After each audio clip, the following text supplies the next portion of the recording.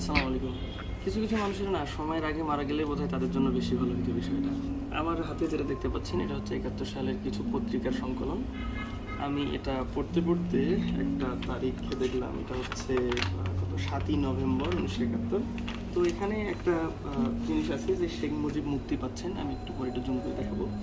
শেখ মুজিব মুক্তি পাচ্ছেন। তো এটা হচ্ছে ইভিনিং পোস্ট নামক একটা পত্রিকায় যখন শিরোনাম হয়ে আসে, তখন এই পত্রিকার দাম ছিল মাত্র ৫ পয়সা। শেখ মুজিব মানে শেখ মুজিব মুক্তি পাচ্ছেন এই তথ্যটা এখানে থাকার কারণে পত্রিকাটার দাম হয়ে গেছে কালোবাজারে ২০ টাকা। তবুও পত্রিকাটা মানে বাজারে খুঁজে পাওয়া যাচ্ছিল না।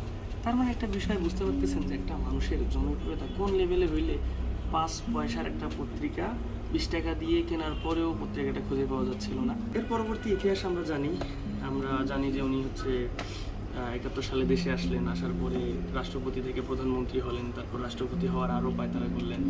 তারপরে ৭২ থেকে ৭৫-এর ইতিহাসটা আমরা জানি যে সুখকর ছিল না, অনেক বেশি দুর্নীতি বা অনেক কারণে, পলিটিক্যাল অনেক কারণে হচ্ছে ওনার জনপ্রিয়তা কিন্তু অনেক নেমে গেছিলো। তো এই পত্রিকাটা পড়ার সময় আমার কেন যেন মনে হইলো যে ওনার আসলে আগে ভাগে মরে যাওয়াই দরকার ছিল, উচিত ছিল বা প্রয়োজন ছিল আর কি। ধরেন উনি কোনোভাবে যদি ৭০-৭১ সালের দিকে মারা যেতেন, তাহলে কিন্তু উনি সারা জীবনের জন্য অবিসংবাদিত নেতা হয়ে থাকতেন, ওনাকে নিয়ে প্রশ্ন তোলার মতো আর কোনো জায়গা থাকতো না। তো এই হচ্ছে বিষয় আর কি। এই জন্যই আমি মূলত বলতেছিলাম যে কিছু কিছু মানুষের সময়ের আগে মরে গেলে বোধহয় বেশি ভালো হইতো। তো এটাই ছিল কথাবার্তা আর কি। আমরা আসি পাঠক সমাবেশে। এই জিনিসপত্রগুলো আপনারা পাঠক সমাবেশে আসলেই পাবেন। আরও সুন্দর সুন্দর অনেক লেখা এখানে আছে, সব কিছু তো বলার মতো সুযোগ নেই। তো আজকে এই পর্যন্তই। ধন্যবাদ সবাইকে। আসসালামু আলাইকুম।